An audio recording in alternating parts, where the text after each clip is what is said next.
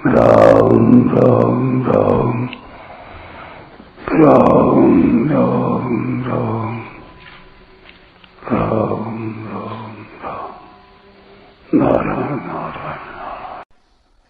संबंध जिससे मनुष्य कर्मों में फंस जाता है, उस कर्म और कर्म फल की आसक्ति से छूटने के लिए क्या करना चाहिए, इसको भगवान आगे के श्लोक में बताते हैं। मयि सर्वाणि कर्माणि सन्न्यस्याध्यात्म चेतसा निराशीर्निर्ममो भूत्वा युध्यस्व विगतज्वरः।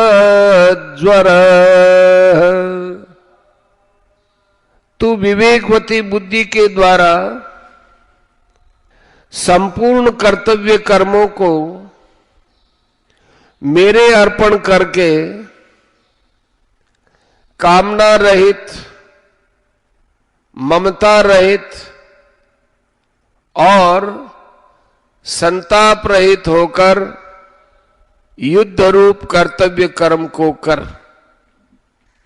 व्याख्या। मयि सर्वाणि कर्माणि सन्न्यस्याध्यात्म चेतसा। प्राय साधक का यह विचार रहता है कि कर्मों से बंधन होता है और कर्म किए बिना कोई रह नहीं सकता है, इसलिए कर्म करने से तो मैं बंध जाऊंगा। अतः कर्म किस प्रकार करना चाहिए जिससे कर्म बंधन कारक न हो, प्रत्युत मुक्तिदायक हो जाए। इसलिए भगवान अर्जुन से कहते हैं कि तू अध्यात्म चित्त अर्थात विवेक विचार युक्त अंतःकरण से संपूर्ण कर्तव्य कर्मों को मुझे अर्पण कर दे, अर्थात इनसे अपना कोई संबंध मत मान। कारण कि वास्तव में संसार मात्र की संपूर्ण क्रियाओं में केवल मेरी शक्ति ही काम कर रही है। शरीर, इंद्रियां, पदार्थ आदि भी मेरे हैं और शक्ति भी मेरी है। इसलिए सब कुछ भगवान का है और भगवान अपने हैं। गंभीरता पूर्वक ऐसा विचार करके जब तू कर्तव्य कर्म करेगा तब वे कर्म तुझे बांधने वाले नहीं होंगे, प्रत्युत उद्धार करने वाले हो जाएंगे। शरीर, इंद्रियां, मन, बुद्धि, पदार्थ आदि पर अपना कोई अधिकार नहीं चलता है। यह मनुष्य मात्र का अनुभव है। ये सब प्रकृति के हैं, प्रकृति स्थानी, और स्वयं परमात्मा का है। ममैवांशो जीवलोके। अतः शरीर आदि पदार्थों में भूल से माने हुए अपनेपन को हटाकर इनको भगवान का ही मानना अर्पण चाहिए, जो कि वास्तव में भगवान का ही है। अतः अपने विवेक को महत्व देकर पदार्थों और कर्मों से मूर्खतावश माने हुए संबंध का त्याग करना ही अर्पण करने का तात्पर्य है।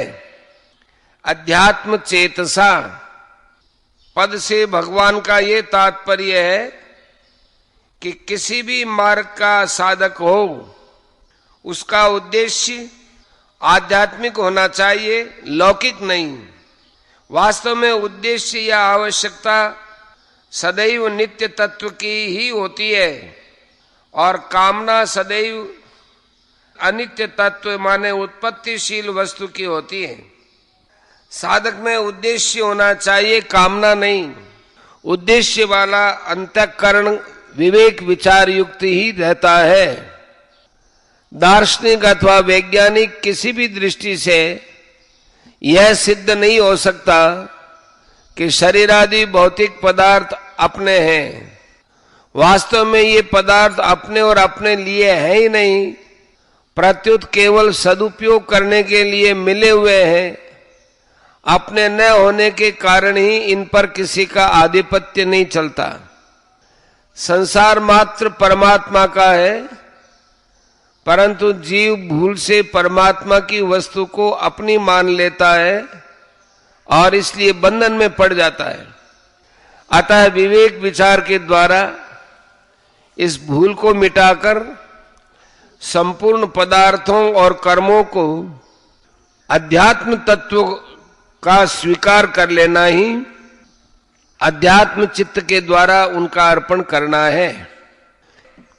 इस श्लोक में अध्यात्म चेतसा पद मुख्य रूप से आया है। तात्पर्य यह है कि अविवेक से ही उत्पत्ति विनाशशील शरीर अपना दिखता है। यदि विवेक विचार पूर्वक देखा जाए तो शरीर या संसार अपना नहीं दिखेगा, प्रत्युत एक अविनाशी परमात्म तत्व ही अपना दिखेगा। संसार को अपना देखना ही पतन है और अपना न देखना ही उत्थान है।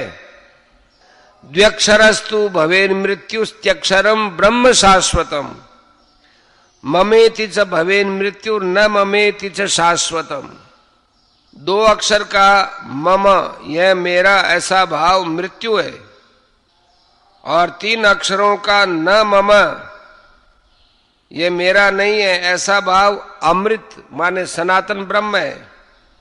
अर्पण संबंधी विशेष बात, भगवान ने मयि सर्वाणि कर्माणि सन्न्यस्य इन पदों से संपूर्ण कर्मों को अर्पण करने की बात इसलिए कही है कि मनुष्य के करण माने इंद्रियां, मन, बुद्धि, प्राण, शरीर, ये उपकरण हैं।